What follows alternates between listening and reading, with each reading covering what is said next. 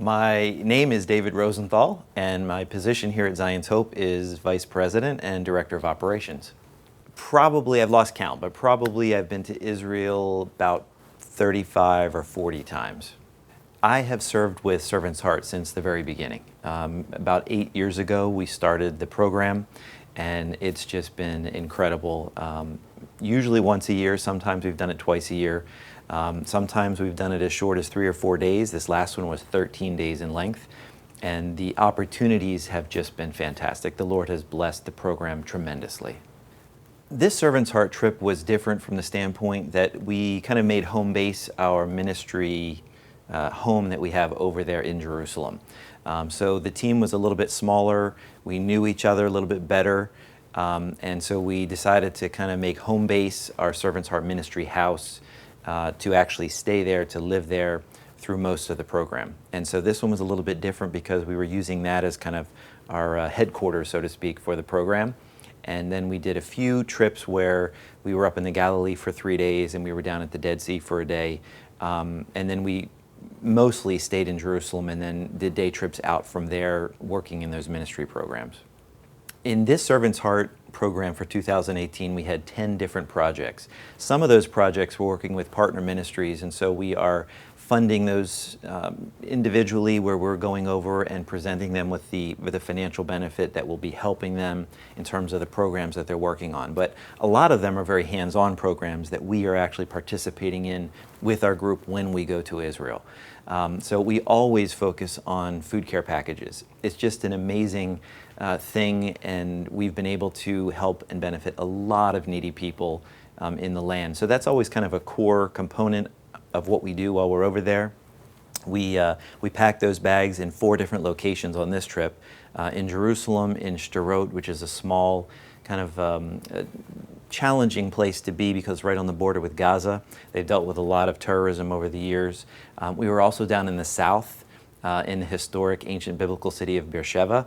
And then we were also in the north in Nazareth, in an Arab part of Nazareth, working with an Arab Baptist church. So that was a great opportunity to be able to help those needy people in various locations.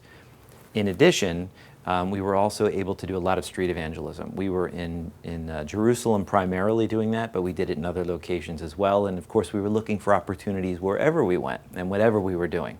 But just the Lord did some amazing, truly amazing orchestrating to be able to put us together with people in the most unlikely of places. One of the amazing opportunities that the Lord gave us was at the Garden of Gethsemane. Of all places, we started the day on the Mount of Olives overlooking the city of Jerusalem. It was a beautiful day, blue sky, sun is shining, and we walked down from the Mount of Olives to the Garden of Gethsemane. Usually it's very crowded there, and when we walked in, there wasn't too many people, and we were kind of surprised at that. And our small group, we just kind of assembled on the side, and most of the work that we're doing over there was program and ministry related, but there were some opportunities where we could do a little bit of sightseeing, and some of the people that were with us on our team had never been to Israel. So we wanted to show them some of those key locations, and the Garden of Gethsemane is one you just can't miss. And we were in there, and 3 Muslim women walked in full Muslim garb. They walked into the Garden of Gethsemane of all places, and we were kind of in shock. And they didn't have a guide with them. They looked like they were just kind of exploring and trying to learn on their own.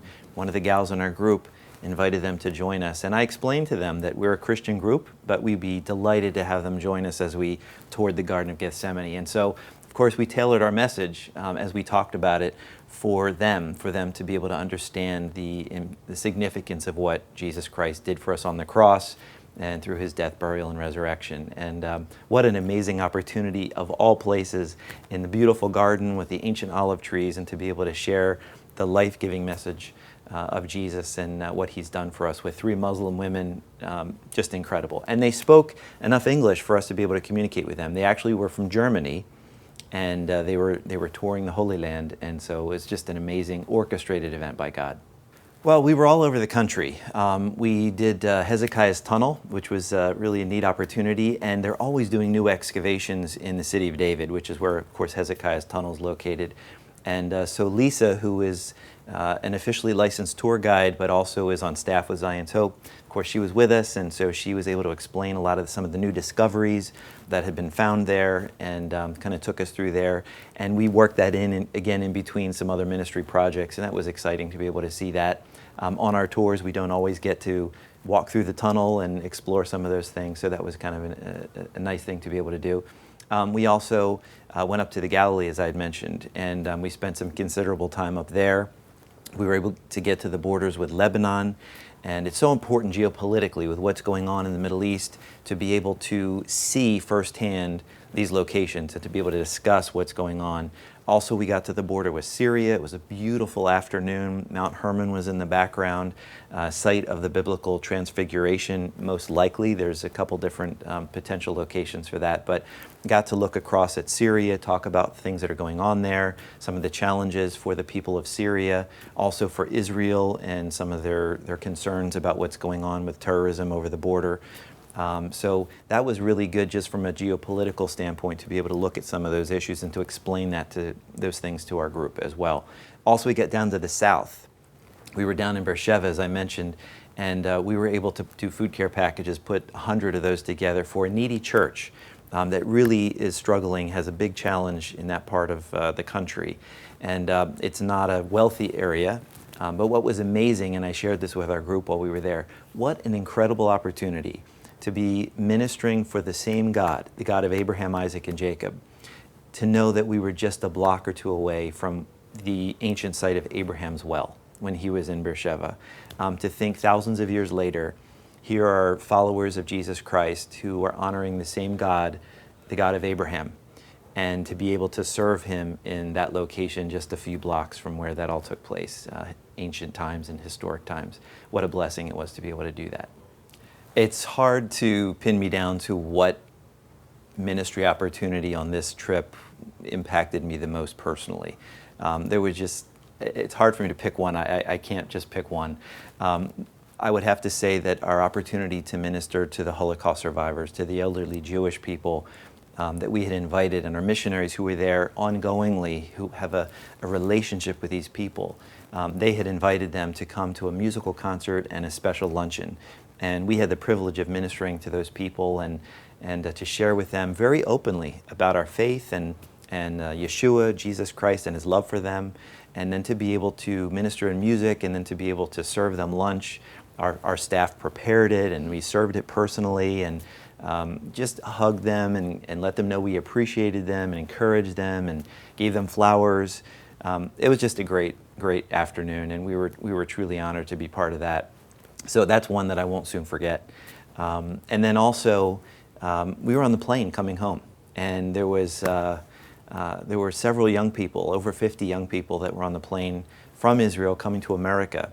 And they were going to a camp in Maine, but they were also going to be joining young people from Jordan, from Egypt, from Gaza, kind of a reconciliation, kind of a fostering peace type of a camp where the first hour and a half of the day, they were going to dialogue with each other, and then with these other kids from other countries.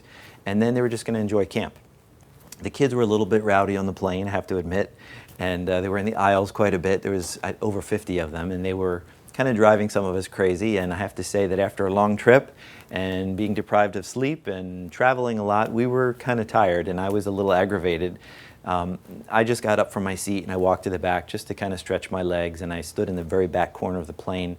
And some of these young people were walking the aisles, and they asked me, what were you doing in Israel, and where do you live? And then they asked me, what do I do? And I was about to share with them that they should have exhibited a little bit better manners on the plane. And before that came out of my mouth, I was able to just share with them what I did. And that led to a whole series of questions that they had for me. And I have to say that for the next hour, the young people kept cycling through as I was able to share the gospel with them. And I was able to share it with 9 young people on the plane, which was amazing opportunity. And they were all, I would say, the age of maybe junior high age. And in Israel, they have laws that you're not really to be talking to people younger than 18 to be able to share your faith without written parental consent. But we were on the plane, and our next stop was New York. And those things didn't really go through my mind at the time. I just was interacting with the young people, and I wasn't pushing. They were peppering me with questions. And the more I tried to answer the questions about faith and the God of the Bible and Jesus Christ and what He's done for them, the more questions they had. And so it was just a wonderful time, and that's one that I won't forget as well. It's hard for me to pick one location that really means the most to me. I love being in Jerusalem. I mean, Jerusalem, you could spend years of your life there and never exhaust all there is to see and to learn, and so much of the Bible took place there. So Jerusalem is always a highlight for me because it never gets old. So much to learn, see, and do when you're in Jerusalem. But outside of Jerusalem, I would say that the area that impacts me the most, or the location that is most impactful to me, I would say is Nazareth, and particularly the Mount of Precipice. When we're standing on the Mount of Precipice, Nazareth is behind us and kind of down in the valley, nestled in between some mountains.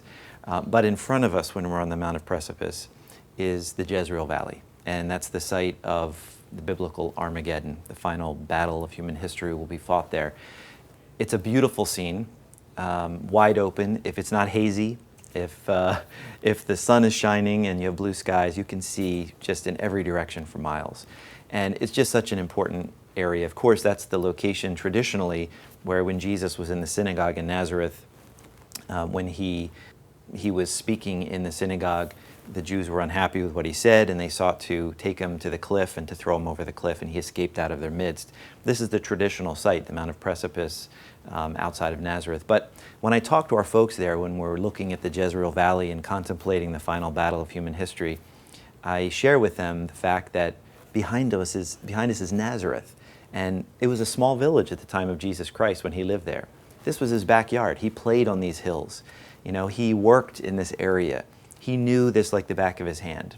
And of course he knows everything. But from a human perspective, this was his backyard. This was his play area. And when you look out at that valley and you think that from the time of Jesus Christ and all he did on earth, to know that the final battle of human history will be fought in that valley very close to the edge of Nazareth is kind of impactful. And it helps to bring together what life is all about, what he did for us, what Jesus did for us on the cross, the life that he lived, what he taught, and to see the relationships of the places from Nazareth, to be able to look towards Jerusalem, the mountains, you know, in the distance, to be able to see what today is the nation of Jordan and see the mountains of Jordan, because Israel in that location is very narrow. So you can see almost to the Mediterranean Sea, all the way to the Jordan Valley. And to know that the Galilean hills are just off to the side, and to know that the Mount of Beatitudes is there where Jesus taught, where he was with his fishermen, he called his disciples. Those places are also significant. To be able to stand in the center of the country on a mountain that overlooks the whole region, probably my favorite place outside of Jerusalem. The most difficult part of any of these Servant's Heart trips is that we're bringing people over that aren't as familiar with the country of Israel, with the nation. They're excited to be there, they're enthusiastic, but they're a little apprehensive. They're a little bit nervous, and that's understandable. I've had the privilege of being 35 or 40 times to Israel, so I'm more familiar with it. But to a person who has never been before, who wants to serve the Lord, not every project that we have is always in their comfort zone. So to try to assure them, to explain to them what to expect, and to know that they're not going to necessarily love every project. They know that the projects are valuable and they're important, but they may not be in their comfort zone in each one. So to see, I guess that in some ways, the hardest part becomes the biggest blessing, because when you're able to see people who are going over who are a little unsure, some people we've had in the past say, look, I'll work with my hands. I'll help paint people's houses. I'll give food to the poor and the needy. I'll give hugs to people that I've never met before to encourage them. But if you want me to go out and do some street evangelism and hand out Bibles to total strangers, wow, that's out of my comfort zone. And we've had many people through these trips who've said, please don't assign me to that project. And we try to respect that. But sometimes, as a servant, you do what you're called to do. And so some of them have participated in that, and they'll come back a day or two later and say, please just let me do street evangelism the rest of the time, because even though there's a language barrier in many instances, a lot of Israelis will speak some English or enough to be able to have a good conversation with them. And they've seen how hungry people's hearts are for the truth. And once you've done that, and once you've been able to communicate that information to people on the street, as we do on every trip, it really impacts your life, and it drives you and motivates you to want to do more of it. And so I guess that's the biggest challenge, is to kind of help people get acclimated and to make them feel like they're really being useful while they're over there in areas they might not be as comfortable with, but it also is their greatest blessing when they see how the Lord can use them. I had the privilege of going to Tel Aviv one evening with some of our missionary staff. And we went to do street evangelism, and in 2 different locations. One location was in a park where there are a lot of African refugees that have come in, and I've been there many times and ministered there, and the challenges there are daunting. But there was a team that went with us, and this time they went to that park.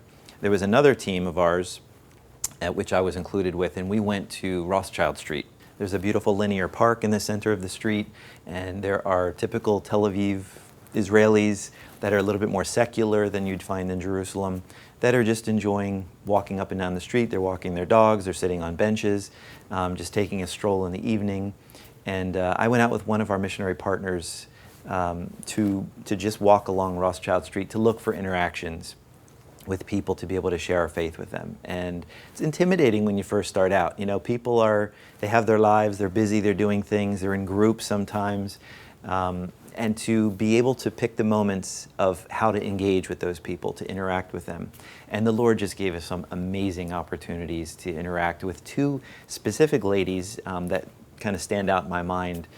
We walked up to them, and it was great because I was with our ministry partner in Israel, and his name's Josh. And for those of you who are familiar with Tony Simon, it's his son, and he's also a licensed tour guide in Israel, but really on fire for the Lord, and just has a wonderful way about him, how he's able to share with others, to engage them, and even people who put up a wall or aren't interested or maybe a little rude to him, he's very gracious with them. And so he was able to kind of break the ice as we were walking along with two women, I'd say middle-aged women that were walking by. They were just enjoying the evening, and it turns out as we talked with them, they were from a kibbutz, an Israeli kind of a farm community, kind of a social experiment that goes way back, but they were from one from up north, and I was familiar with it. And we had taken our tour groups to a place just outside of that kibbutz, which is kind of in the wilderness area along the Jordan Valley,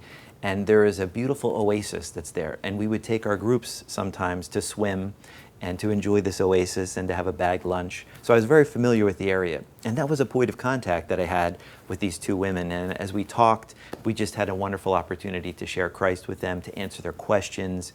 And they really were very confused at the start of the conversation as to what they believed and how we got here. Is there a God?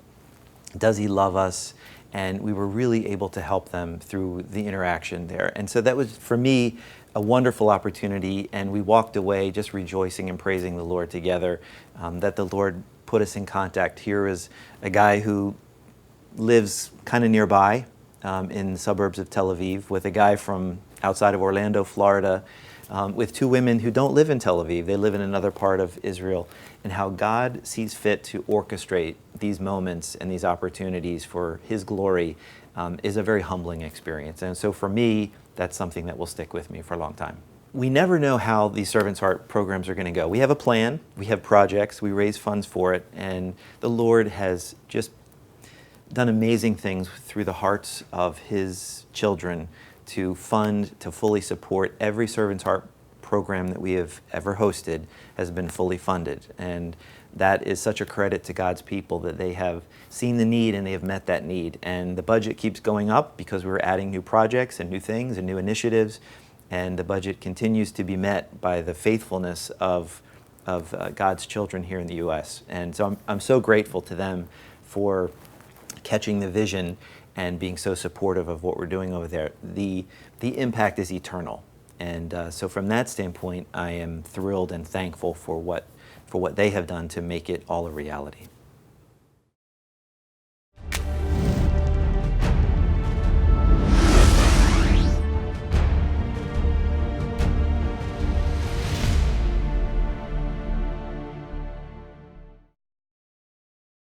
Go deeper in your understanding of God, His people, and His plan for planet Earth.